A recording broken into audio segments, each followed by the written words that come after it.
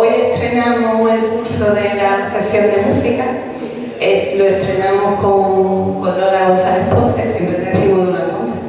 Bueno, en realidad también lo soy. También lo es. Para nosotros es un orgullo que nuestra compañera Lola porque haya podido tener tiempo suficiente para regresar y preparar una programación de música. Te damos las gracias por poner música en nuestra vida, que eso siempre es muy positivo. Y luego te damos las gracias también por el invitado que nos ha traído hoy, por David. Yo espero que disfrutéis mucho de este viernes por la tarde tan musical y que sigáis viniendo a tener.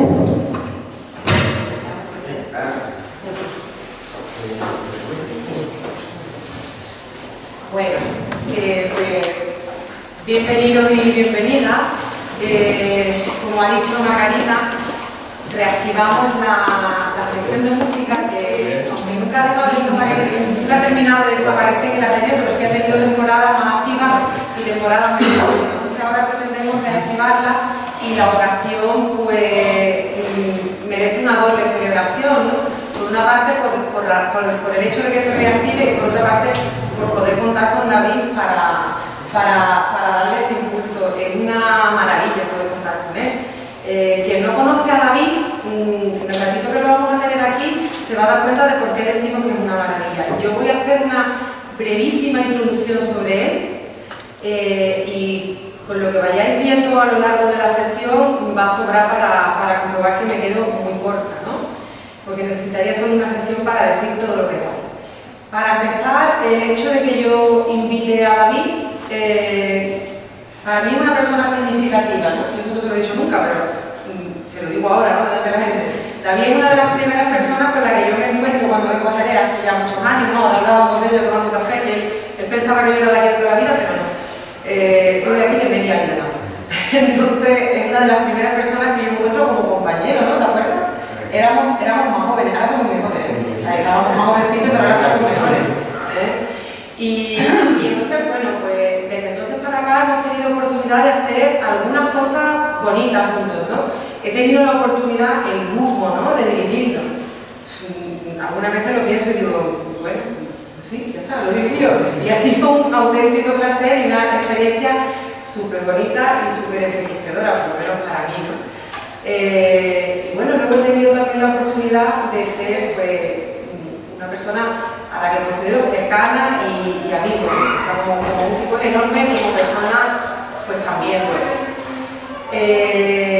El motivo de que estoy hoy aquí es que además de todas estas cosas es un enorme intérprete, muy difícil de clasificar, porque a mí se me ocurriría ahora hacer un recorrido por los estilos que él aborda, que él ha abordado, pero tampoco tenemos tiempo para hacer ese recorrido, porque tú has hecho jazz, haces jazz, te lo puedes encontrar tocando en un auditorio, te lo puedes encontrar tocando en el 55, ¿no? En una plaza, en una feria, hacer como una charanga, te lo puedes encontrar tocando con la orquesta de Málaga, con la orquesta de Córdoba, por la orquesta que se te ocurra, como solista, como trompeta, como te lo puedes encontrar. Te lo puedes encontrar también haciendo folclore, que a mí me parecía una pasada. El grupo de las Amples, ese grupo ofrecía una vertiente de la música muy desconocida realmente aquí en Jerez, muy desconocida aquí en Jerez y en la zona, pero que es fabuloso el folclore, ¿no? Música antigua, también hace música antigua. Entonces a mí es que se me acaba, yo ya no sé qué preguntarle, lo hace todo, por lo menos todo lo que yo conozco, lo hace todo.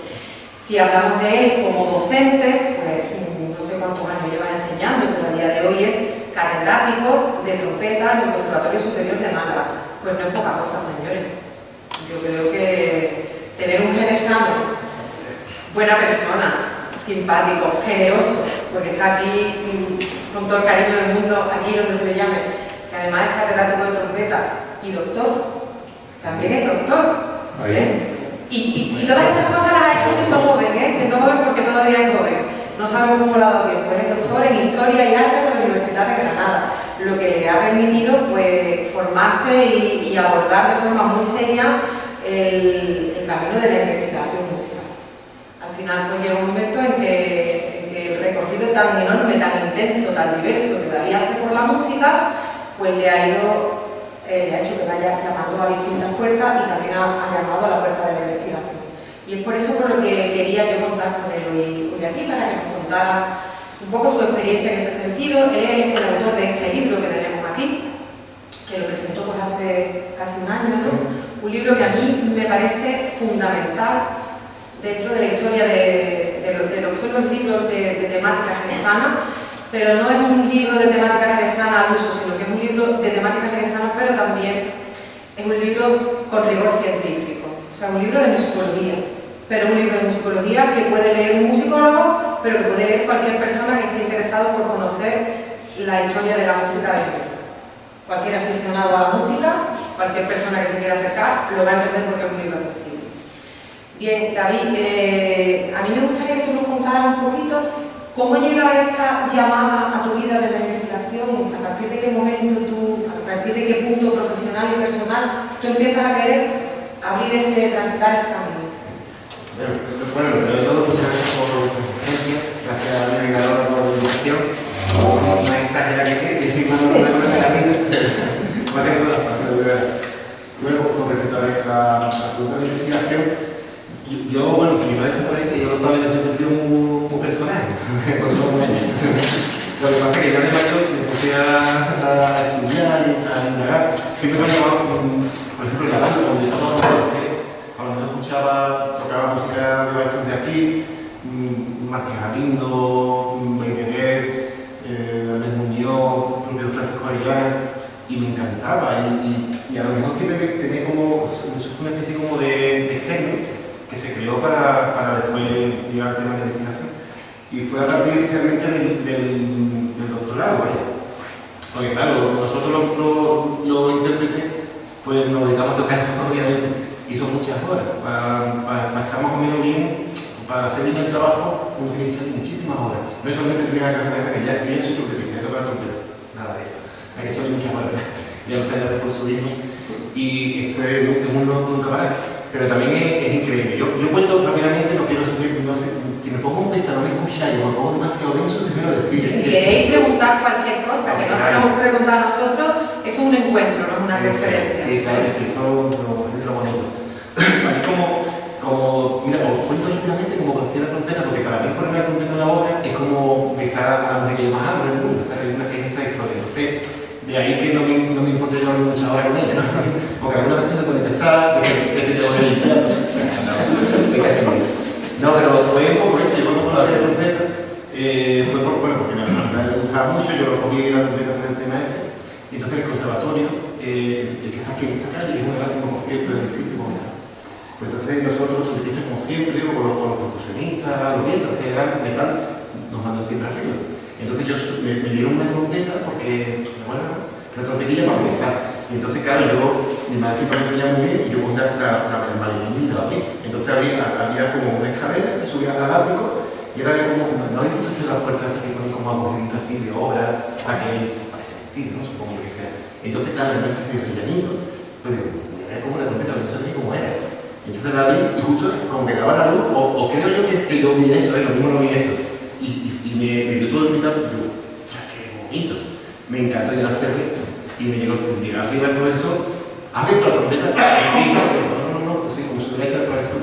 Y ya fue tocando y fue como digo, que empezar a alguien que supiera mucho. Claro, eso es a nivel interpretativo, y a nivel de investigación fue un poco ya también por donde estoy trabajando yo. ¿No? Claro, nosotros tenemos que dirigir a chicos su trabajo fin de estudio, que se llama, o trabajo fin de grado. Entonces, yo no quería hacer nada de trabajo. Digo, bueno, pues yo me hago un máster y me hago un doctorado, que fue también con un amigo mío, que es un compositor, o sea, que fue un poco, más que nada, por hacer bien el trabajo. Es decir, no para decirle, no, está bien, no, yo tengo que decir está bien o no, o por ayudarlo, no por corregirlo, por de buena, ¿no? Y entonces empezaba. Y la verdad que es formidable. La verdad, yo estoy súper contento, porque mi amigo Mustafa, la tesis que yo hice, me basó sobre él. Entonces fue un compositor, lo cuento rápidamente, de Tetuán, para que él nació en la época del protectorado, de manera que Aquí en la época del protectorado, ustedes saben que Tetuán era la capital, ¿no? Y entonces ahí hicieron, bueno, en esa época, una especie de, bueno, como pusieron conservatorios con las capitales más importantes de España, y donde era Tetuán. Pero lo curioso del conservatorio de Tetuán que se daba música clásica, europea, y música tradicional, marroquí.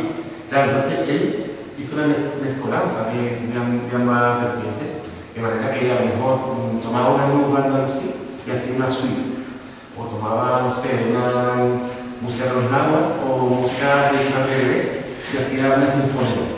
Claro, entonces eso me encantaba, de hecho yo estaba deseando, digo, no se me busco una beca o me dieron una excelencia y quería hacer como coral, ¿sabes? Ustedes saben, coral y barco que iban por el campo, por los campos,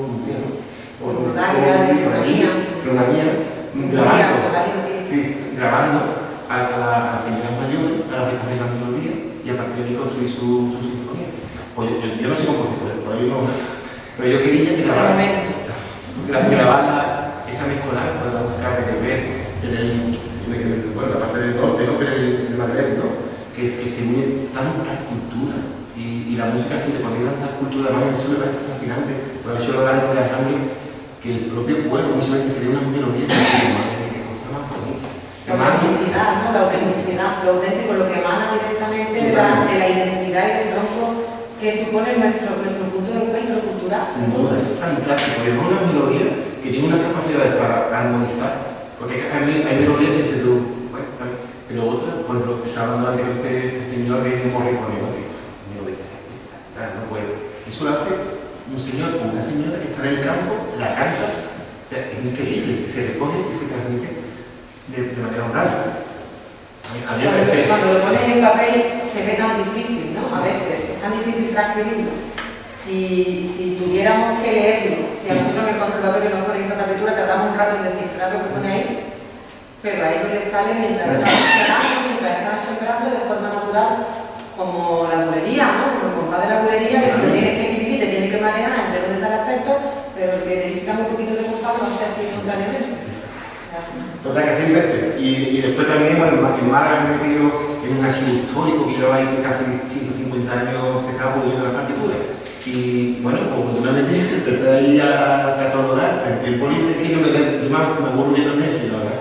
Yo lo veo porque te gusta la mujer, esta muchacha que se casó al final, pero después a mí me da igual. Entonces yo prefiero ir al conservatorio y empiezo a recuperar partituras y bueno, pues igualmente me empecé a encontrar un montón de conocidos, seguramente que sí, Eduardo Con, que es un compositor de Málaga, que era, bueno, se fue de los primeros, de hecho fue el primer nacionalista andaluz, o sea, anterior a Fabio, y muy importante. Pues igualmente he encontrado muchísimas partituras de él, un septeto de Tomás Bretón, que fue el director del Conservatorio de Madrid, muy famoso también porque él intentó la ópera española desarrollarla, al final se quedó hacia afuera, pero poco. Y bueno, en fin, por eso, vale, ya me quita, ya me empezar. Casualidades de la vida, ¿no? Que te llevan a descubrir cosas con las que te identifican mucho al final. ¿Y en qué momento llega Jerez a ese...? Ya nos ha contado un poco, ¿no? Que Jerez siempre fue presente desde que tú estabas en la banda. Cuando terminas la tesis ya empiezas a focalizar y decir, bueno, esta andadura yo ahora quiero fomentar la obra de Jerez para rescatar música de Jerez, ¿no? Exacto. Sí, que hay un libro del siglo XIX que se llama Galerías del Músico Andaluz, de Cuenca Bennett.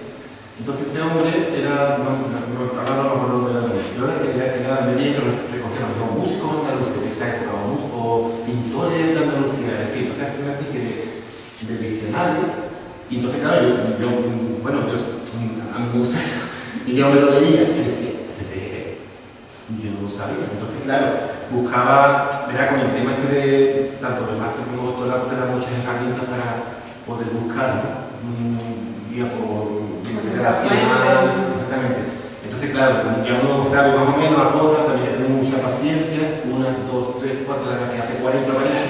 Y entonces, claro, empecé y encontraba otro, ostras, esto no tenía yo ni idea. Empezaba a cotejar esos datos, con toda me compré un libro para comparar la bibliografía, o sea, para hacer un trabajo serio, ¿no? Igualmente le preguntaba a muchos compañeros, ¿tú conocías esto? Así, yo, tú sabías, ¿no? Claro, entonces, especialmente la biblioteca es muy interesante porque gracias a la biblioteca municipal, que ellos han escaneado todos los periódicos desde 1851, creo recordar, después hasta la Guerra Civil. Entonces, especialmente en el Guadalete, que hubo dos versiones, después uno con la época del bienio liberal, se llamó El Progreso, y después también, bueno, también hay otro que no me acuerdo. Pero eso ya es de la época digamos, de Franco, ¿no? Creo que recuerda, no sé.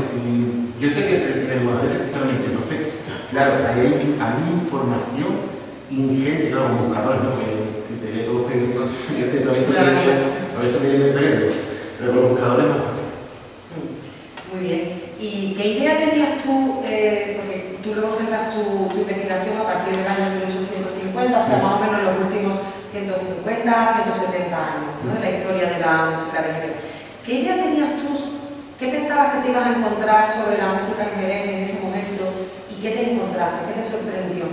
¿Qué podríamos decirle a la gente que nos acompaña hoy que es sorprendente y que cualquiera de nosotros podría llevarse las manos a la cabeza sobre una primera impresión, ¿no? Claro, a mí lo que más me llamó la atención es el movimiento que había. O sea, también hay que entender que era una ciudad emergente por el tema de la industria del vino, tenía una población muy importante, no me acuerdo muy bien, pero creo que recordar que en esa época, por ejemplo, Málaga tenía 92.000 habitantes, creo que recordar, estoy hablando un poco por encima, y que tenía unos 160.000.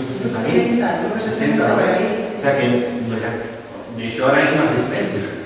Entonces, claro, existía también, claro, esto es así, la música o nace en el campo de la gente, que me parece súper bonito, o nace si la gente más o menos tiene responsabilidades, ¿no? Porque si no, o sea, me refiero al desarrollo musical más académico. Sí. Entonces, claro, a mí lo que me llamó la atención fue la sociedad filarmónica. Eso es, bueno, claro, en el siglo XIX me aparece esa palabra asociacionismo, sí. Que fue muy regular, ¿no? Entonces, concretamente, las sociedades filarmónicas, o sea, por ejemplo, ahí en Málaga hay una que es muy famosa, que todavía sigue en la actualidad funcionando, y es del 1868. Entonces, claro, ellos dicen que la de ellos es la más antigua de España. Mira. La más antigua que sigue en activo, eso sí. No, pero dicen de España, no de. O sea, de. La primera Y yo hablo con la gente de la sociedad filarmónica, digo, de verdad que no digo, ¿para qué no? Porque es así, ¿verdad? Pero, no, que te enseñe la fuente, no. La de Jerez del 1851, por ejemplo, o la sevillana del 45, porque era de las Palmas del Canal, que se supone que es la primera de España. Entonces, claro, la sociedad filarmónica, ¿qué implicaba? Primero, pues, un grupo de socios que se unían y escuchaban cuartetos de cuerda del Casino de Cerro. Sí, el Casino de Cerro, correcto. Sí, además, de 1850 o el Nacional, no me acuerdo. Ustedes me disculpan porque ya hay fechas. En fin, escuchaban grupos sextetos, que eran muy típicos, sextetos de cuerda, un piano, y entonces pues se unían para hacer conciertos, de manera que alquilaban una sala, después daban esos conciertos, ya que salía al público, hacían una pequeña entrada para asistir, para pagar a los músicos, después había clases de música, después pues, creaban un orfeón, creaban una sociedad de cuarteto, de sexteto, o sea, iba como increciendo, ¿no? Pero claro, eso era por amor al arte, ¿no? Un poco así. Y así aparece, porque claro, antes las clases de música o se daban en casa de los maestros, o en la colegial, con los maestros de capilla. Básicamente era eso.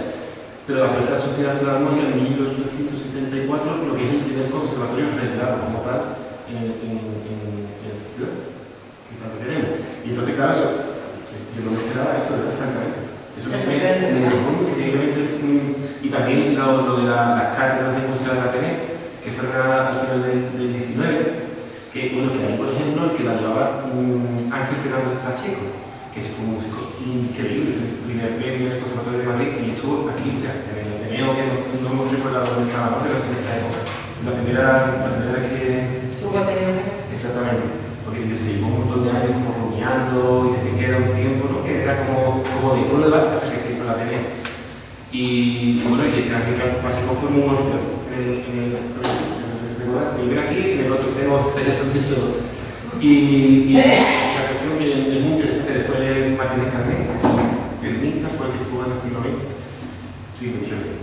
Y entonces, sí, pues me quedaba impresionado, pues decir, pero bueno, o la historia de las orquestas, del teatro, del teatro principal, que estaba en la calle Mesones, exactamente, o el Luz, donde se dice uno que era como portátil, o... De la Teatro Lava, en el... Exacto, en el Lava, también el Lava. Sí, en el Lava que estaba en el... Ahí la en donde se ponen ahora los domingos los pintores. En ese cachito, ese parquecito. Eso me dejó de ver. No sabía que tenía tanto movimiento en la ciudad de allá. Sí, porque muchas veces a lo mejor uno mira al pasado con un poco de paternalismo, ¿no? Como pensando que nosotros hemos superado mucho ese estatus, esa vida musical, y a lo mejor resulta que nos sorprende la calidad musical de las actuaciones, la calidad de la enseñanza y el rigor con el que se abordaba la música aquí hace ya 170 años. Que no es poco. Cuando mucha gente en la calle te encontrabas un porcentaje altísimo de personas analfabetas y había una vida musical y teatral en Jerez que es muy significativo en un ambiente en el que mucha gente todavía trabajaba en el campo y no tenía acceso a la educación. Muy bien. ¿Y qué crees tú cómo podrías tú resumir un poco la evolución desde ese, tú agotas un periodo más o menos de la segunda mitad, aunque en el libro luego llega un poco más allá del 1900, la evolución que fue positivo, que fue negativo, se incrementó, se aminoró, se mantuvo, en lo que es el periodo desde que tú lo inicias hasta que tú lo terminas? Claro, yo pienso que fue creciendo, obviamente, no sé cómo, si por ejemplo la teoría de la escuela no quiere decir que estuviera equivocado, sino que a partir de lo que hay en clase se van como mejorando las teorías, lo que pienso, entonces en ese sentido es igual. Realmente, de hecho, hasta principios del siglo XX ya aparece el programa musical de Pacheco, que hace la Academia de San Isidro, que fue muy importante, justo en 1900 se fundó y llegó hasta el año 34, yo recordar. Igualmente, ya era también, o sea, ya estaba como vinculado al Conservatorio de Madrid, es decir, como se tomaba todo más serio. Igualmente, si nos podemos igual que esa información es lo mismo. Por ejemplo, el tema de la banda, ¿no? La primera banda que yo he encontrado, aparte de la del hospicio, que es así que de 1850, no recuerdo precisamente, fue la de Cali, duró 80 años. Y claro, se cogían los niños que estaban, se quedaban sin padres, sin madre, en fin, los acogían, y muchos de ellos, eso lo contó la hija de un señor que estuvo en el hospicio, en la banda, que los niños para salir a la calle se apuntaban a la banda. Fíjate, pero ya después se enganchaban con la música. O sea, una serie de cosas también de historias humanas que se une todo y es como... Por eso digo que lo de Netflix, yo prefiero esto porque es verdad, ¿no? Y a mí me parece triste, que te da mucha pena, ¿no? Pero bueno, pero bueno, si nos retrotraemos a la historia hay miles de ejemplos y a día de hoy se sigue usando también, o sea, programas de estos pues siguen activos, ¿no? Porque si nos vamos a Vivaldi con los pedales de la Pietà, en el barroco, en el pleno barroco en Italia, pues la labor que hacía Vivaldi en los pedales de la Pietà era ofrecer una educación musical a esas niñas, las chicas, adolescentes, que tocaban conciertazos, o sea, eran auténticas virtuosas de su instrumento. Y era la música la que ponía la vida de esas niñas en circulación, ¿no? Entonces es curioso, ¿no? Una sociedad que se da a mitad del siglo XIX, dure 80 años y que el cordón o la columna vertebral de todo eso sea la enseñanza musical. En los tiempos que corren deberíamos hacernos mirar, porque la enseñanza musical a día de hoy se cuestiona muchísimo y está tan demostrado desde... Bueno, ya Vivaldi lo hacía, pero antes Vivaldi también se hacía y después se ha seguido haciendo, ¿no?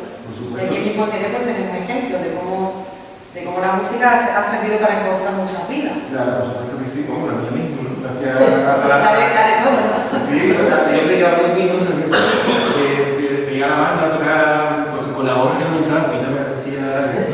Yo me la que me entraba, el único de la banda sin gorra, no ustedes imaginan, ¿no? Un niño de 16 años, porque a mí también me compré yo, ¿no? ¿Y tú por qué te llevas cosas? Y yo, no, porque no había. Pues me daba después, porque me entraba.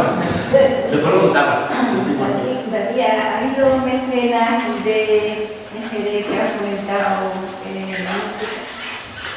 la vida, especialmente muchas partes de los Domecq, creo que era Manuel Domecq, no, es uno apellido no me acuerdo, pero este por ejemplo, hubo una escuela cantor muy importante aquí en Jerez que se llama Escuela Cantor Carmelitana, que fundó, vamos a tocar música ahora de él, el padre Carmelo Codinac, que era oriundo de Oroto, que está en la provincia de Girona. Este hombre pagaba, digamos, al grupo coral y una pequeña orquesta para que tocaran de manera habitual, recurrente, también para recuperar el CD de Lava. Es decir, que yo recuerde, este hombre es el que tenía más peso en esa época. Y después también gente, por ejemplo, la Sociedad Filarmónica, porque la Sociedad Filarmónica de Jerez fue muy intermitente, es decir, empezó en 1851, como comenté, y al año desapareció. Pues después aparecía gente de bodega, panolones, que ya me pierdo yo un poco, ¿sabes? Porque yo de música no puedo más o menos decir, no sé de qué bodega era, pero a hombre le gustaba la música, cantaba. Claro, entonces, pues quería tener una orquesta, entonces el hombre lo pagaba un poco para que cante, ¿sabes? Pero los músicos, como tú quieres cantar, tú cantas, tú te callas la música, no voy a rendir. O sea, no le puedo decir por los compañeros. Entonces, eso es lo que yo he localizado en esa época. Y por ejemplo, hemos estado hablando antes también un poco de los espacios en los que se podía escuchar la música, hemos hablado del Casino Jerezano, hemos hablado de los distintos. Realmente el teatro principal, ¿no? Toda la Comancha era el que más movimiento había, incluso revisando la programación del teatro principal era brutal, ¿no? La temporada era, si la comparamos con la actual de la marca, increíble, de hecho, era algo. Te cansas de ver la programación, te cansas de leerla. Cuando lees en vez de la programación dices, ostras. Tengo recogido todos los extremos de zarzuela y ópera y es increíble por curso, y bueno, todo eso además está publicado en Guadalete, todo está publicado semanalmente, la programación. Cada año, porque las zarzuelas, y claro, las que estaban en boca, que estaban en boca de Madrid o Barcelona, volvían aquí a Jerez, que es la misma famosilla. Y también Cádiz, siempre fue muy fuerte en el musical. Y bueno, yo no sabía, tú lo sabes.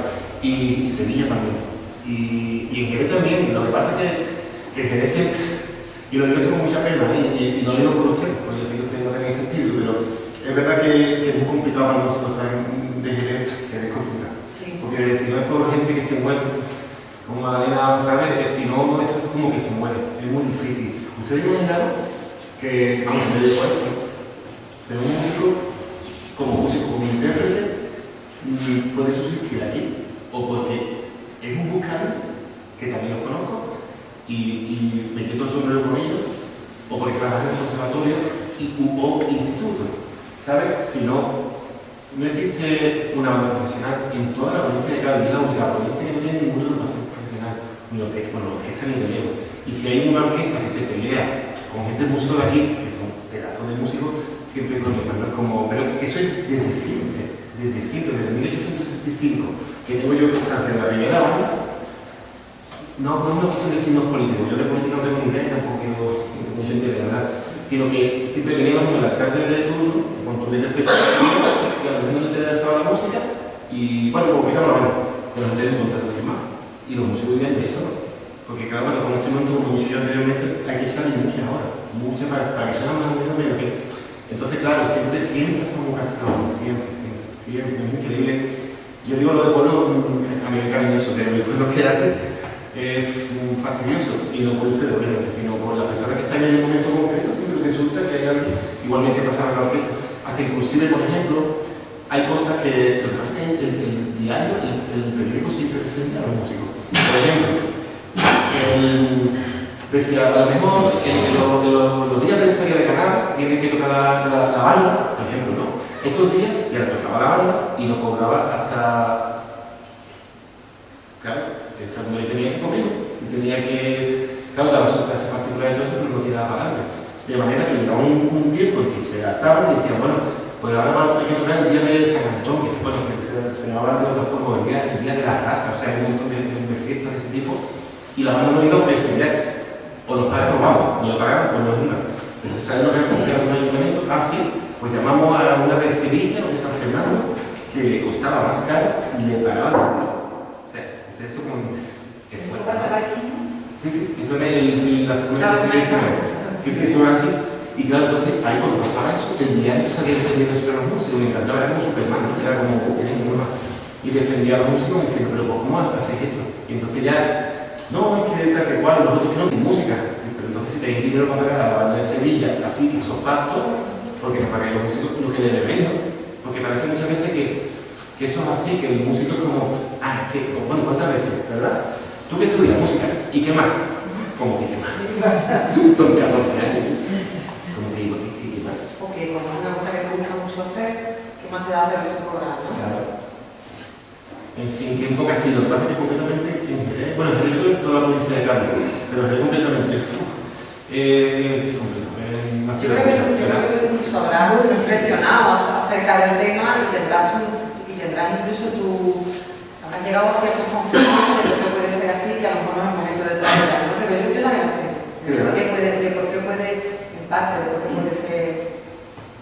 Las tierras cada tierra tiene sus símbolos, tiene sus sellos, tiene sus puntos débiles, sus puntos fuertes, y lo que para uno es una ventaja, para otro es una desventaja. Realmente, con todo mi respeto a otros estilos musicales, lo digo yo, no lo digo tú, con todo mi respeto y valor a cualquier otro estilo musical que no sea la música clásica, lo tiene, pero los músicos de música clásica en Jerez, desde el siglo XVIII-XIX, lo de antes es que ni siquiera era significativo, ¿no? Antes Capilla de la Gloria nada más, ¿no? Pero a partir de ese momento pues tienen una dura, seria competencia y una competencia infranqueable, que es el flamenco. Yo lo digo, y lo digo pues a riesgo de que cualquiera pueda debatírmelo y que cualquiera pueda saltarle mal, pero lo digo desde el más absoluto respeto y admiración hacia el flamenco. Pero es que en Jerez el flamenco tiene una significación tan grande que la tiene que tener, ojo, que la tiene que tener, porque que el flamenco sea patrimonio de la humanidad, yo la primera, pero yo en mi clase a mis alumnos les hablo de flamenco, les hablo con emoción, con gusto, y porque me parece una música maravillosa. Pero si un poquito nada más de ese apoyo tan grande por parte de las administraciones a personas que, no digo que tengan más valor, ni menos valor como músicos que otros, alguien que estudie danza, que estudie ballet, aquí tiene un poco que hacer. Alguien que baile muy bien flamenco, aquí sí tiene algo que hacer. Pero es que esa persona que baila muy bien flamenco, igual no baila mejor flamenco de lo que tú estás bailando danza contemporánea. No tiene nada que ver. Porque la sombra del flamenco es muy alargada, como la de Silvestre. Pero lo que estoy totalmente de acuerdo contigo, lo ustedes imaginaron cuando... En esta época el flamenco está adquiriendo una efervescencia tan brutal que es que va tirando la cabeza de los demás, las sepultas, siempre va escalando sobre la cabeza de otra música. Pero antes de eso, te voy a decir una cosa para que veamos el valor que tenemos también de los músicos clásicos, y no por yo soy normal para la pantalla niña, sino que hay otros compañeros que son fantásticos. Ustedes saben cuando la Orquesta de Televisión se fundó, o pocos años de existencia, ¿sabéis cuántos músicos de Jerez hay? Más o menos, un número así, una orquesta nacional, bueno, nacional, internacional, puede venir de todos lados, no sé si la de televisión solamente nacional, ¿no? No lo sé. Pero bueno, por ejemplo, el Viento tiene mucha presencia en Valencia, ¿no? La zona del Levante. Sí. ¿Sabéis cuántos músicos de Jerez? Más o menos. ¿Cuánto? Claro, es que esto lo sabéis. A ver. Orellana, Troya, Trompa y Carlita. exactamente. Que estuvo en el Liceo de la Valencia, 3 músicos. Y una orquesta, bueno, puede que sean 60 músicos y ya no estamos en una orquesta nutrida. 3D, vamos a ver todos los pueblos que hay en España. O sea, si ya hubiera habido uno, es como, ¿no? Hay un venezolano. Hay un venezolano todavía. Como Lucas, ¿no? De Valverde, que es un fenómeno. Yo qué sé, pero 3. Es que es muy fuerte. O la figura de Gómez, que, o sea, de los pocos sinfonistas nacionales. O sea, la primera mitad del siglo XX, pero digamos el segundo cuarto. Pero no había sinfonismo. Y llega este hombre y además toma leyendas de la ciudad, como las sinfonías de Don Malillo, ¿no? ¿Saben el tema este medieval? De que mató, el que ¿cómo se dice? El que retó al diablo. Y bueno, empieza a meter ahí la tarara, un mundo de música escalas fijas que se llaman, que es como más flamenca, ¿no? Que es más de aquí de nosotros. Y entonces hace esa mezcolanza también o sea, que puedes convivir el clásico con el flamenco. Lo que pasa es que es verdad Si además es que, vamos a ver, está claro que cualquier músico que tenga un mínimo de conocimiento de música y de sensibilidad va a adorar el flamenco. Claro, por supuesto. O sea, que es que el comentario que yo he hecho ni mucho menos en detrimento del flamenco. Claro, Estoy sí. explicando el por qué yo creo que puede tener tanta dificultad en la provincia de Cádiz. Sevilla hay mucho peso del flamenco, sí, pero es que Sevilla es mucho más grande, en Sevilla las administraciones tienen una capacidad mucho más grande que las que tenemos aquí y eso pues se traduce en que pueda diversificarse, se puede repartir. Pero si aquí la larga es pequeña, las bocas son muchas y una tiene más hambre que otra, el que tenga más hambre siempre va a comer primero. Entonces pues al final, claro, lo que tú dices se puede explicar un poco. Se puede explicar un poco. ¿Qué tipo de música entonces crees tú que se interpretaba más aquí en esa época? Sobre todo música lírica, ¿no? Zarzuela, género chico, Sí, zarzuela grande, era lo que más, ¿no? Y mucha banda, música de banda. Ahí se veían muchos compositores, o sea, compositores locales y otros foráneos, ¿no? que escribían y la música de banda era muy típica en la Vierna, especialmente. Después también, dependiendo había veces que se cambiaba, estaba la banda de los pisos, que tocaba mucho, las bandas municipales cuando la dejaban que durara el tiempo, también hubo una banda de bomberos. Es muy curioso eso. Yo le pregunté todo al cuerpo de bomberos y yo no uno. Y el hombre como diciendo que recoja el gato, no, que si usted había tenido que poner una banda, tenía un dato de la banda, así arriba, y no, pero el hombre me encantó, me encanta que la Cruz Roja también.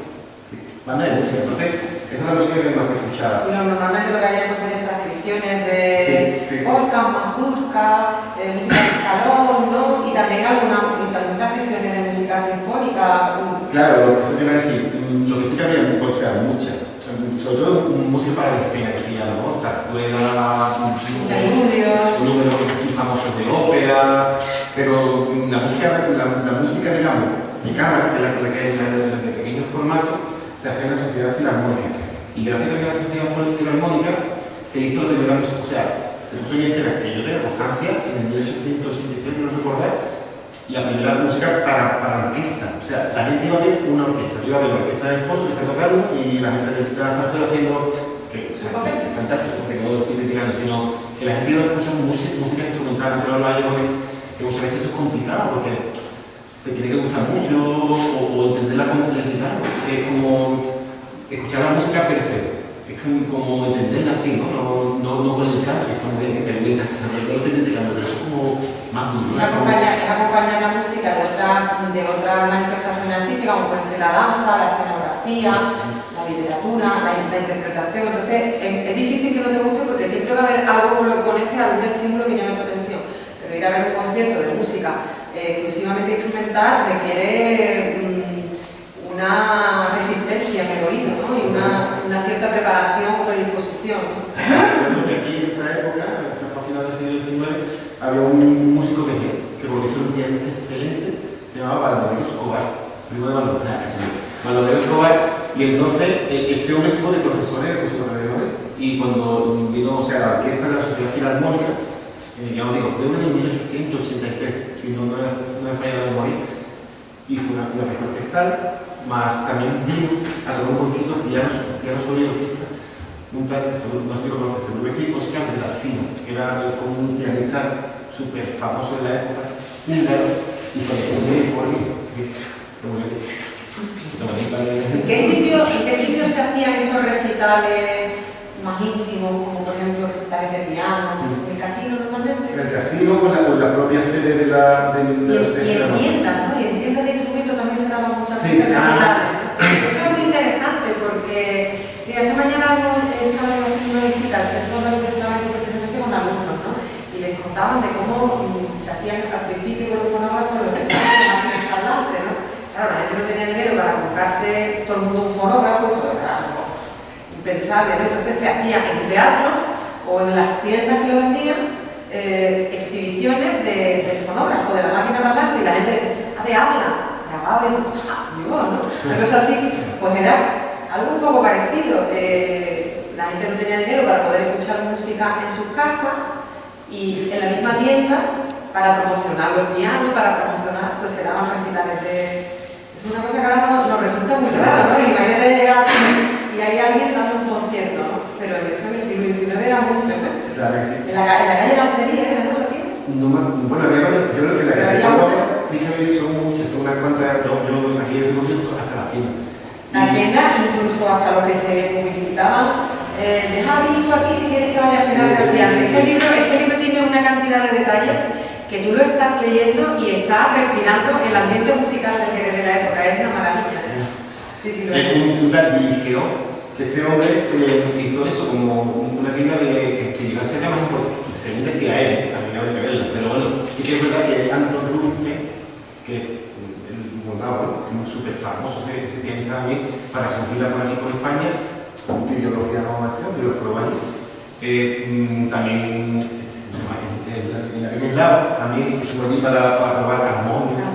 Armonios son como una especie de órganos pequeñitos que hay en muchas iglesias, eso es otro, qué pena, Por ejemplo, sí, claro, el otro día estuve yo en San Juan de los Caballeros y había un armonio ahí del siglo final del XIX del XX en la esquina, y me contaron, un señor, no sé, pero me contó qué es lo que hicieron con el órgano, cuando ustedes saben que cayó un rayo y fastidió, bueno, el coro que era posterior, pero el órgano era, quiero recordar de que Soba García, que era un organero malagueño, pero ese era del siglo XVII, si no me equivoco.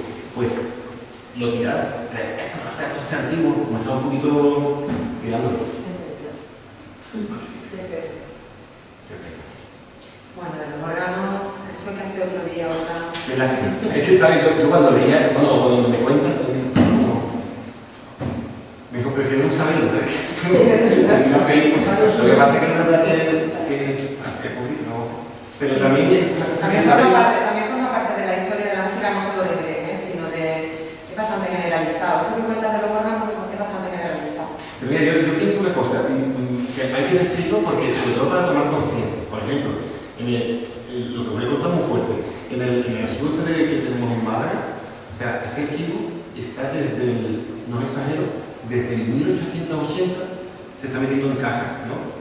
Pues hasta que no haya llegado uno de ellos, que yo no soy musicólogo, que yo sé si acaso, me toca la competencia, si acaso musicógrafo, pero yo no estudio musicología, que después de 100 y pico de años tiene yo que venir a hacer eso, o sea, y he tenido que decirle al compañero que lo menos que hay, por ejemplo, encontramos una obra de Bogini impresa por Player, que es una editorial muy importante, que solamente hay recogido, solamente hay 3 ejemplares en el mundo, en Washington, en Madrid y en Málaga. Sí, que se moja y se llena todo. Y cuando se moja todo, esa música se ha perdido para siempre. Yo soy curioso, lo veo y digo, a ver, te estoy hablando de 6.000 partituras, una Es que el problema del patrimonio musical, que es patrimonio cultural, patrimonio histórico, como los palacios, como cualquier escultura, como cualquier cuadro, la música siempre suele estar a la zaga de muchas cosas, y esto también lo está. ¿Cuántas personas de los que estamos aquí leen con frecuencia noticias en periódicos o publicaciones en redes sociales en defensa del patrimonio de la ciudad de Jerez? Qué pena que Jerez se cae, qué pena que está llena de conchones, qué pena que... Y yo estoy de acuerdo, qué pena, ¿no? Que Jerez se cae, que me da mucha pena de ver ese palacio barroco, de ver... Eso lo escuchamos todos los días, pero es que con la música también pasa, con la diferencia de que esa música está guardada en un cajón, en una caja, y nadie la va a reclamar, porque la caja está en la calle tal y tú pasas para ir al trabajo o para dar un paseo, pues a nadie le va a doler, porque esa música dejó de sonar hace 200 años y no existe, porque como la música es un arte temporal, solamente existe cuando se está tocando. Entonces, una música que no se toca es una música que no existe o que potencialmente puede dejar de existir si no se vuelve a tocar, y si se pierde la partitura, pues no se va a volver a tocar. Entonces, ese trabajo es un trabajo que hay que hacer, pero en ese archivo de Málaga y en miles de sitios. Mis compañeros, venga, dice conmigo, venga, después de que la solicité, no sé si me lo descojo. Y en el material, ostras, qué pena, digo, solamente conmigo. Y ya me he hecho una cuadrilla, pero no está. O sea, ustedes imaginaron a gente que se supone que soy funcionario, termino el año y me voy. Está muy bien, ¿no? Pero que sé, que una vez nada más. vamos, pasándolo estupendamente bien, a disfrutar y si Pero podemos. bueno, Claro, y yo me diría, la cuestión de la música, yo estoy convencido que todo el mundo tiene la experiencia, la vida con la música, empieza desde ahí. Entonces, eso mismo, como de disfrutar con una música tan bonita y queremos transmitirla. Por eso yo recojo estas partituras, digo, la mía no es nada, pero es que y tan feliz como yo cuando escucho algo, no sé, a mí por ejemplo bajo, para mí es para que Dios, escucho eso como, ay mía, es como... Bueno, la anécdota de la inversión por la pasión, ¿no? De Bach. La anécdota de que fue a la carnicería y estaba los trozos de carne envueltos en una partitura, ¿no? O el cartucho, ¿no? El cartucho le dan y hace música. De repente era la pasión de Bach. Dios mío, ¿no? Porque no eso bien. Bueno, es que la realidad supera siempre la ficción, ¿no? Es que realmente esos monumentos musicales están en un serio peligro de desaparecer. También en cierto modo con la falta de acceso que ha habido a la documentación. Ahora hay más aperturismo, pero tú antes llegabas a un archivo de una iglesia y te decían que allí no entraba tú, que se estaban apungalando, no pasa nada, tú no entras. Eso también lo estamos Eso es una cosa difícil de... O sea, es un patrimonio que... No, pero es que esto es nuestro, no, eso no es de nadie, si lo estáis dejando... Allí en Málaga igualmente, a ver, para esto hay que tener un poquito, mi amigo dice, donaire. O sea, tú llegas al archivo de la catedral, ¿no? Y normalmente, no siempre, pero suele haber una persona muy seria. Entonces, una buena traductora, que quiero. Y ahora tú, ¿cómo le dices que, mira, vengo aquí a trabajar de gratis para recuperar esto porque me gusta la música? Y vengo y dices, tú eres tonto, ¿no? Y en verdad, es tonto, ¿no? Porque me dice, no sé, porque realmente ahí debería haber un proyecto pagado, bien hecho y que, porque tú estas cosas te las quitas de tu hora de sueño. Pero no, entonces, lo hace encantado, pero lo quitas de tu hora de sueño. Deberías realmente, como decía antes, tener la posibilidad de poderte pedir una excedencia y dedicar 2 años de tu vida para hacer este libro, sin tener que quitar horas de sueño.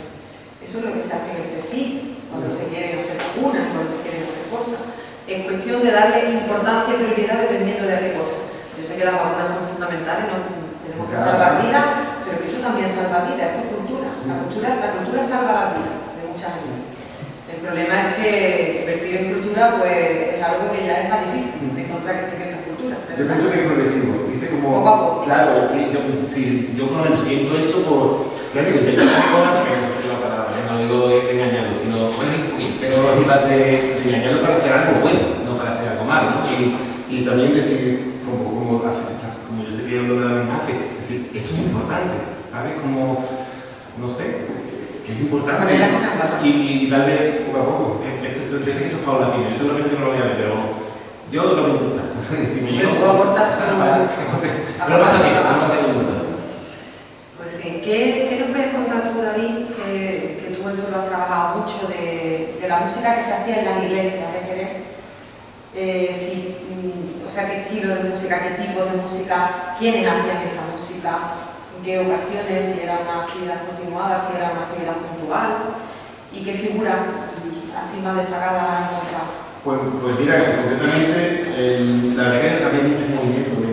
La figura de los organistas, especialmente en la colegial que se llamaba antes, como ustedes saben, de San Miguel, que siempre ha sido una orquesta súper fuerte, pues había muchísimo movimiento. O sea, estaba la figura de la maestra de capilla, aquí empezó de organista, de Sochante, que es un cantante que también organizaba, la apañaba. Y la verdad que había un montón de cosas, hasta inclusive y la él hizo, se supone que de sus 4 primeros misereres, creo recordar que el Señor el tercero y el cuarto, porque los 2 primeros seguro son para Sevilla, para la catedral de Sevilla. Si no el tercero y el cuarto es para la colegial de Jerez. Dicho tal cual, vamos, en Cardepón, que es un... Cardepón, eso. Sí, él hizo un artículo sobre el miserere, yo lo leí, y él como el de Jerez como... y en la lógica de la letra, yo de hecho lo quiero escribir para que, ¿verdad? No por yo ser guay, sino por que le guste esta noticia de prensa, ¿verdad? Que Sí, claro, para que no sepa lo que imaginamos, porque si no, tú sabes, el conocimiento se hace compartiendo. Y la verdad que era muy importante el movimiento musical que había, tanto de organistas como compositores, por ejemplo, Agapito Insubati, se me suele ser muy importante, unas cosas súper buenas, y había especialmente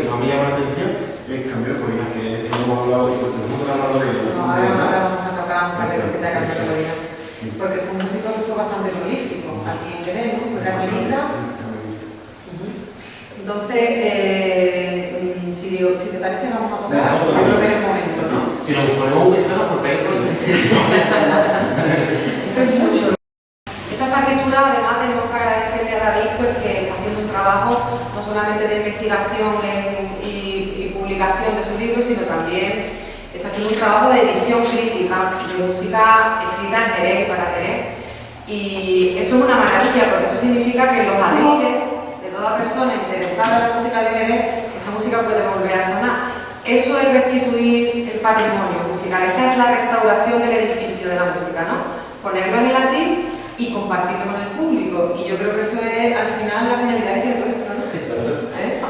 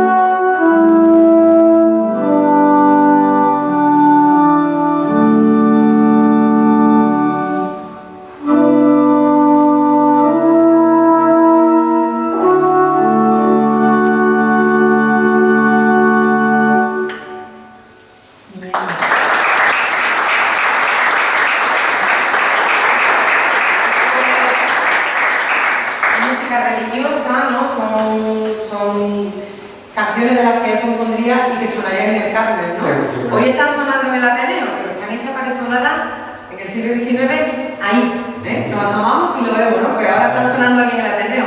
A mí eso es una cosa que me produce una emoción. Cuando uno se sienta delante de una partitura de esto y la toca, te hace cosquillitas el estómago, ¿no? Porque estás delante, es como si de repente estás por una selva, ¿no? Y te encuentras con una ruina de una pirámide azteca que nadie había descubierto o que buscan en el tapiz y dices, la tengo yo, está aquí, está aquí, está aquí, y la puedo compartir con ellos. Entonces eso es un milagro, que esta música Carmelo Codina, que ya no vive, está aquí, ¿no? Eso es una maravilla, eso es una maravilla. Bueno, pues vamos a tocar un nervo, esto es un nervo, y ahora vamos a tocar O Sacrum Convivium, son todos pues himnos religiosos para el oficio religioso del Carmen.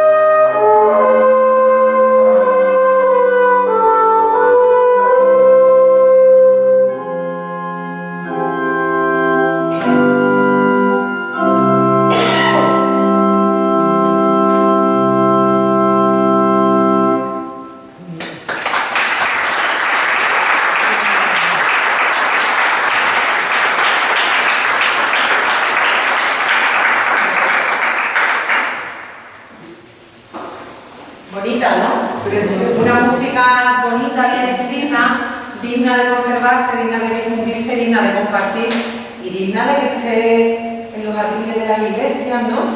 Porque luego va uno a la función de no sé qué más y siempre escucha lo mismo. Está aquí esta música, se puede cantar, se puede tocar. Y en eso tenemos mucho trabajo también que hacer entre nosotros, ¿no? De discusión entre nosotros, entre los músicos.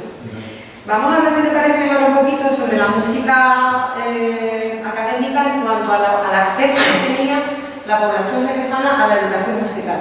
¿Quiénes se formaban? ¿Qué tipo de titulaciones se podían obtener? Sí, en principio había una especie, o sea, era para gente no sé cómo es. Pero es verdad que había una especie de becas, no eran muchas, que eso que lo oficiaba o el ayuntamiento o algún bodeguero que le gustaba cantar. Esto es así, ¿no? Un poco qui pro quo, ¿no? Yo te pago esto, tú aprendes música, pero te tienes que acompañarme para que cantes. Un poco así. Y entonces, básicamente era eso.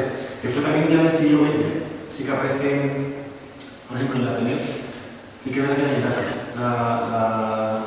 clase tanto de Alejandro Pacheco, que insisto que era un músico increíble, con la después ya en el 120, no recuerdo, la época de la Ateneo, antes de que finalizara, no me acuerdo muy bien, eso fue la segunda parte de la Ateneo, digamos, en el siglo XX.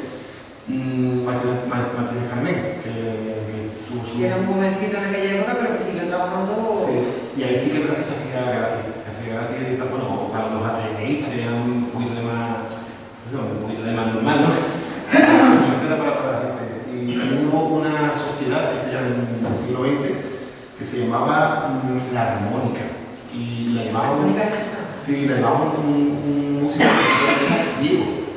Y bueno, y lo cuento rápidamente, lo que yo sé de los siglos XIX fue el primero que antes de que saliera el tema de la voz, de los primeros que para, claro, pues, antes de que sea, pues en español, en 1927, que no sé cuándo era, pues el que naciera ciego tenía su, o sea, terminaba angelito en la calle. Viviendo de la beneficencia. Exactamente. Entonces, pues, fue el primero que puso, bueno, primero, aquí en Jerez, o no sé si a nivel nacional, pero sí que sí fue el tema de los ciegos a vender cupones. Y después a los 12 años aparece la voz. Pero antes se hacía ya curioso, ¿eh?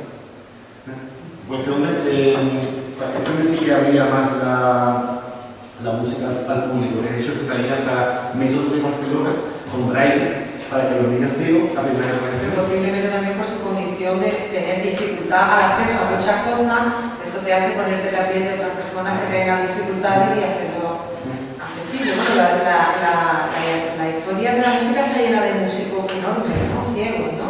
Antonio Cabezón, por ejemplo, organistas varios, organistas, es curioso, ¿no? Un instrumento tan difícil como el órgano y ha tenido grandísimos músicos ciegos, curioso, curioso. Pues, y en cuanto a titulaciones, eran titulaciones oficiales, se podían homologar con el Conservatorio de Sevilla, primero de Madrid, ¿no? En esa época solamente era Madrid, no, o sea, de Sevilla mismo existiría, pero siempre se buscaba la homologación con el de Madrid, que era central. Sí, o se tomaba el plan de estudios del Conservatorio de Madrid. Entonces era como que servía, digamos. Sí, bueno, que estudiar piano, por ejemplo, ¿no? Lo digo porque es un poco el ámbito que puedo conocer un poco más, ¿no? Estudiar piano según los planes de estudio del Conservatorio de Madrid, con la gente que estaba enseñando allí en aquel momento en el Conservatorio de Madrid, no era poca cosa. No era poca cosa. De hecho, ya te digo, por ejemplo, tener esos niveles. Ángel Fernández Pacheco sí que le escribió el propio Bretón, que era director del Conservatorio de Madrid, diciéndole que sí, que la Academia San Isidoro, pero ya en el siglo XX, era una especie de extensión, digamos, del Conservatorio de Madrid.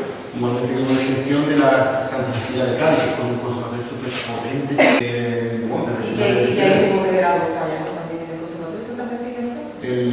Sí, claro, Falla se partió en dos, estuvo en el cine y en Odeo, que estuvo Gemma en la mayoría de directos. Ella fue el siglo XX. Claro. Sí. ¿Qué perfil tenía la gente que se dedicaba a la música en Jerez? Nos han hablado algunos, ¿no? De que es un poco más diletante, como gente pudiente que le gustaba cantar y que se podía montar su orquesta para cantar. Y nos has hablado también de la otra figura, ¿no? Que es un poco lo contrario, que es Fernández Pacheco, que es alguien muy... Pero hay otros nombres de otros músicos importantísimos, Sagan incluso, ¿no? Sí, por supuesto. Esa saga es importante, es ¿no? interesante. Sí, los Ramírez, por ejemplo, ¿verdad? Francisco Ramírez, que se supone, este hombre tiene que ser un buscavidas, y este hombre fue el que llevó la Sociedad Filarmónica, después metió a sus 2 hijos, o sea, pero no que lo metieran, sino para meterlo en un berenjenal, ¿verdad? ¿No? Pero sí que es verdad que siguió con la saga de la música, implementándola, también después ya más tarde también los navarros, que igualmente eran, ellos dicen maestros concertadores, eran los directores de la orquesta, digamos, en Foso. Que por ejemplo en la flotilla esa que está por ahí que se ve el cartel, se ven los músicos del Foso, es muy curioso con sus bigotes ellos. Y bueno, es muy curioso, y hasta incluso con su material antiguo, con las velitas, claro, que era un poco así, ¿no? Que interesante. ese es el teatro principal. Ese es el principal, sí, ese es el teatro principal. Que por lo visto por fuera era muy feo, pero por dentro se queda muy bonito. Y después, por ejemplo, también, muy curioso también la mezcolanza, por ejemplo, Javier Molina, que era guitarrista flamenco, terminó, bueno, acompañando a Antonio Chacón, pero empezaba a tocar lo mismo, o sea, le decían guitarrista de aires estacionales, o de aires andaluces. O sea, la palabra flamenco per se no estaba tan... Es que de la misma forma, yo creo que de la misma forma que el flamenco constituye una rama de la música que cobra mucho peso y mucha importancia, dentro de la música culta, hasta no hace mucho tiempo, todavía tenía unas connotaciones negativas que te dijeran, a ver cómo expreso esto, ¿no? No es lo mismo que dentro del ámbito de la música culta, para traer a un guitarrista a un auditorio reconocido, no es lo mismo decir guitarrista flamenco, hablo del principio del siglo XX, ¿no? Por supuesto ahora no. Pero no es lo mismo decir traer un guitarrista flamenco que decir traer un guitarrista de aires nacionales. Era una manera de edulcorar y de pasar por el camino de la música culta a un músico que viene de unos orígenes diferentes. Que no por eso que era un músico ni muchísimo menos. Pero había que edulcorar, ¿no? Sí, tocaba música de Tárrega, por ejemplo, ¿no? Que tocaban partitura de puño, vamos, cosas que eran difíciles. Pero que no olvidaron que somos bien. Por ejemplo, el principal, ¿sabes que vino Sarasate 2 veces? Cuando Sarasate. En la primera vez se llenó, en la segunda por esto fue un montón de gente. También vino Arthur Jumente y Camille Sansán. Sansán es del carnaval de los animales. Pues estuvo aquí. Yo te lo juro, me lo imaginaba ese hombre, sí, con su bar, con su bombino, con una zona que estaba de Montilla ahí con un tecito, antes de tocar. Seguro que lo hizo, si no lo hizo tendría que volver. Sí, lo quería contar. Entonces, a colación de los perfiles, aparte de la saga también, especialmente, que me recuerdo, porque quería retirar así, ¿cómo se llama este? Bueno, si quiero hablar de Amati Manuel, me encanta. Luisa Pérez, esa fue una violinista increíble, y además, ustedes imaginaron, ¿no? En esa época, sí, una mujer casi ni la dejaban componer, o sea, hasta lo que tengo que hacer. Entonces, claro, una muchacha que era, bueno, la tía lo digo con cariño, ¿no? Con muchísima admiración. Ella tocó en toda Sudamérica, Estados Unidos, Nueva York, súper famosa, y era la que era. Y además me encanta porque ella tenía su marido, su novio, no sé cómo se llamaba, no sé qué relación tenía completamente, su hermana, que también era pianista, muy buena además.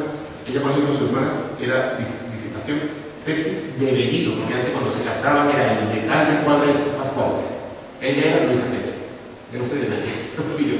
Y me encantaba porque, bueno, yo voy a contar una anécdota, esta mujer me encanta, por lo visto, no sé si su padre o su familiar era luthier de piano, y arreglaba ¿cómo se dice? Componía un piano, pero componer piano era estructural, ¿no? Entonces, no sé cuál es el apellido, ¿no? Porque decía un poco, no hay un apellido, si hubiera sido García, pues no está. Y por lo visto, ya cuando ella estaba que era súper famosa, vino a tocar al telón principal. Y entonces, bueno, ya la gente sabía quién era ella, y ella tiene el título de hija predilecta, de esto, lo que pasa es que hay que buscarlo, ¿no? Pues cuando vino al principal, la gente, como sabes que todo el mundo flipando con ella, como era una fenómena, terminó que subir en la banda. Pues sabes que tuvo un detalle súper bonito. Por lo visto estaba su primer maestro, estaba allí y ella lo vio. Entonces, allí en el público le dijo, ven arriba. Y entonces cuando subió el señor, que ya era muy mayor, ella dijo, si estoy aquí, y gracias a este hombre. Pues sí. Y en fin, puede ser una pesada nuestra que yo me quiero sin vergüenza. Y no la conocemos. Bueno, ahora sí, porque está aquí. Ahora sí, porque se ha hecho ese trabajo. Es una máquina también. ¿Qué crees tú, así de pocas palabras, que tenemos que agradecer principalmente a todas estas figuras?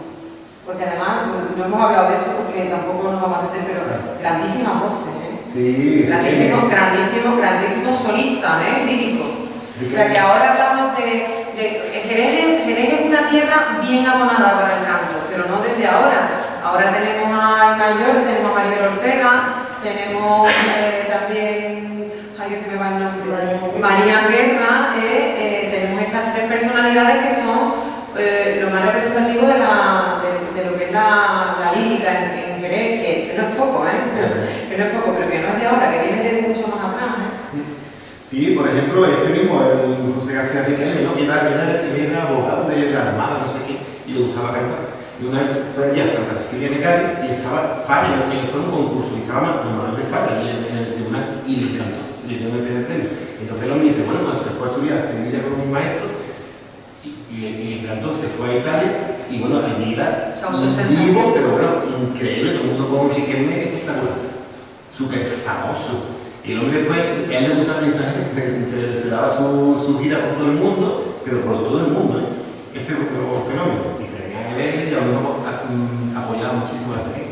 En un montón hay un montón de programas que no lo pero un montón de acciones que venía, apoyaba a él. A mí me ha hecho un concierto que cantaba. Sí, o de la Sierra, que también que es fascinante. La verdad que es de voces. Merece la pena investigarlo y escuchar y leer sobre ello, ¿no? Y la relación que siempre han tenido las asociaciones y los ateneos con el impulso a la cultura, que eso lo sigue haciendo el Ateneo a día de hoy. ¿Qué queda por hacer ahora? Planteamiento de ahora. Yo sé que tú ya tienes otro libro y que nos lo tienes que venir a contar también. Eso cuando tú quieras, puedas, nos lo tienes que venir a contar otra vez porque hay mucho más de que hablar. Pero en general, en cuanto al tema de... Hay gente con quien estamos en deuda, hay gente... ¿Qué tenemos que hacer ahora para hacerle justicia a nuestra historia de la música? ¿Qué trabajo está pendiente? Hombre, yo lo que creo que volveré a poner el nombre de una calle. O sea, yo lo pensaba, cuando habéis visto la calle Kiwi. Calle Fresa, calle Kiwi. Yo empecé con el nombre de una persona, Terci, ¿no? O Misa Terci, o Francisco Navarro, yo sé, Andrés Muñoz. Y si abajo pone compositor siglo XX, claro, violinista, ya es así tan sencillo. A lo mejor no he escuchado nunca tocar a esta persona. Compositor jerezano. Y lo que también hay que hacer es apoyar a la gente que nos toca la música mundialmente en la historia. Eso es importante. Por supuesto que recordar y darle las gracias y apoyar a la gente. Apoyarlo significa muchas cosas. No sé. No. Pero es muy fácil. Porque apoyar la música es valorar el trabajo y es que haya conciertos y que los conciertos se llenen de gente. Porque las instituciones pues igual apoyan o no apoyan, pero las instituciones siempre apoyan aquello que se sigue por parte de mucha gente. Eso es lo único que escuchan los políticos. Cuando se llena un concierto, dices tú, a mí esto me importa muy poco, pero a la gente le importa y a mí me importa que la gente lo vote. El pueblo tiene mucha La entrada que tú pagas es una declaración de intención. Entonces, nosotros tenemos una labor de investigación, de trabajo, de poner las cosas sobre el papel, poner las cosas en el atril, de compartirlas, lo hacemos con todo nuestro cariño, pero la cultura es una pelota que está en el tejado de cada una de las personas. Y si una parte, tú llamas por teléfono, pero no te lo pones, la comunicación no. Entonces hay mucho trabajo que hacer por parte de todos, no podemos esperar que las instituciones vengan a darnos por hecho lo que nosotros no estamos haciendo. Hay que ir a los teatros, Lo que decías antes de que en el flamenco había una predilección tan grande por el flamenco y demás, es que también miran cuáles son las inclinaciones de la gente, las preferencias de la gente, el público en general.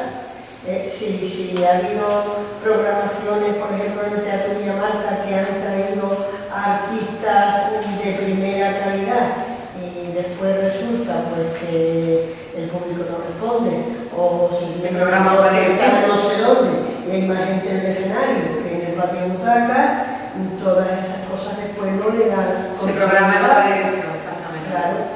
Entonces, bueno, es verdad que las instituciones, por supuesto, tienen una responsabilidad de programar, incluso cuando no se llena de gente, porque eso es como si yo voy a dar una clase, es posible que de mis alumnos me estén escuchando un 10%, no obstante, tengo que dar la clase, tengo que darla para todos. Pero es importante que haya, por el otro lado, también el apoyo que se necesita. Bueno, pues vamos, si queréis hacer alguna pregunta, nosotros pensábamos terminar con un poquito de música. Si hay alguien con quien yo creo que todavía estamos en deuda, con Germán Palmarés. Magdalena está menos en deuda. Magdalena está menos en deuda con Álvarez Bequerer que nosotros, porque Magdalena a Álvarez Bequerer lo lleva 365 días así, ¿no? Pero es verdad que él está todavía muy en deuda con Álvarez Bequerer. Si Manuel Alejandro es quien es gracias a su padre. Y más aún, y don Germán, gracias a Servando, a su abuelo. Que llevó la rondalla, o sea, ¿cómo se llamaba? El Fígaro Venezolano. O sea, estuvo en la Sociedad Armónica. Es decir, esto es como una especie, por eso lo que decía antes, que las teorías no es que esté más la de antes, sino que se va mejorando, ¿no? O sea, que se conoce más Se va puliendo en función del contexto. Eso es. Cuando José María Álvarez Bequerer ha venido a mi casa en varias ocasiones con motivo de la grabación del disco y demás, cuando ha entrado en mi casa y he empezado a ver, dice, aquí hay más cosas de mi padre que en mi casa. Es el museo, ¿no? Pues sí, pues seguimos estando en deuda y bueno, yo por mi parte desde aquí agradecer por supuesto muchísimo a todos ustedes la presencia, porque esto no tiene sentido si ustedes no están ahí, está claro. Al Ateneo, ¿no? Al Ateneo que nos abre la puerta y que nos cree un espacio para poder traer a nuestras vidas personalidades tan importantes y música tan importante que no conocíamos, ¿no? A David por su trabajo, a David por existir, por ser tú, a la madre de David por darme también. Y bueno, tenemos terminado con 2 piececitas de Bequerer, pero si alguien quiere hacer algo, alguna pregunta sobre lo que hemos estado comentando o sobre alguna otra cosa que creáis que fue el momento, ¿no? Claro.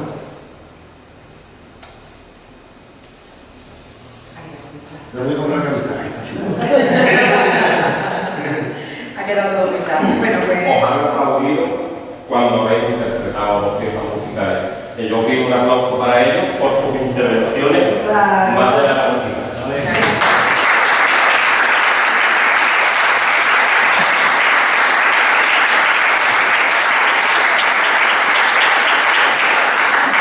Nos habéis transmitido mucha cultura musical.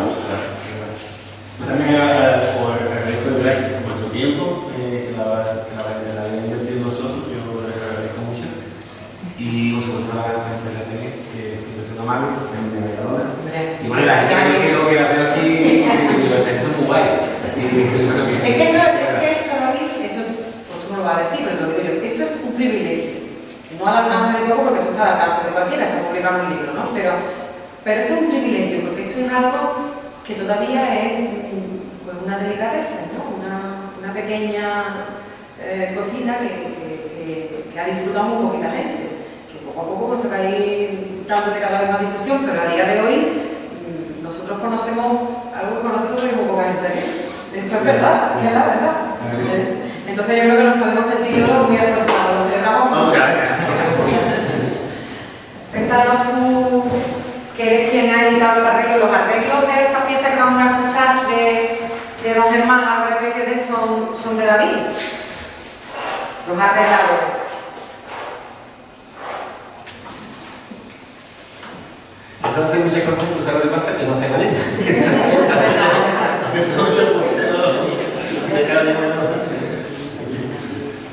Ahora vamos a tocar un vals que son dos piecitas muy cortitas.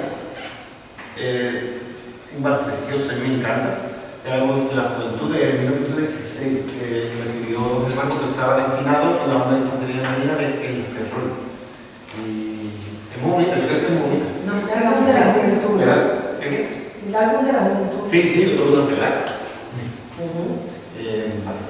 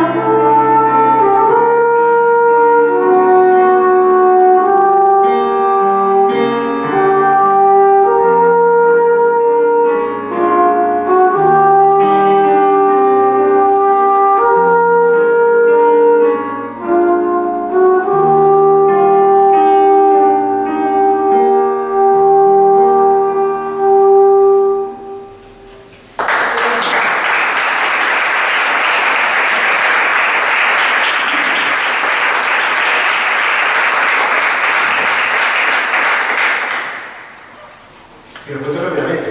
Esto es se llama Filcorno, viene del buggy. Y bueno, es como viene el abuelo de este pito, era el que tocaba los serenos y la gente de correo, ¿no? Cuando venían las cartas. Y si os dais cuenta, el abuelo de esto aparece en el propio signo de correo. Dice que hay una especie de. Es buggy, que es esto. Pero este ya me conquistó y en plan chachá. Lo que refiero es que si un día veis, mira, eso es un buggy. O se lo contáis a alguien ahí, esto es un buggy antiguo, tío. La de cosas que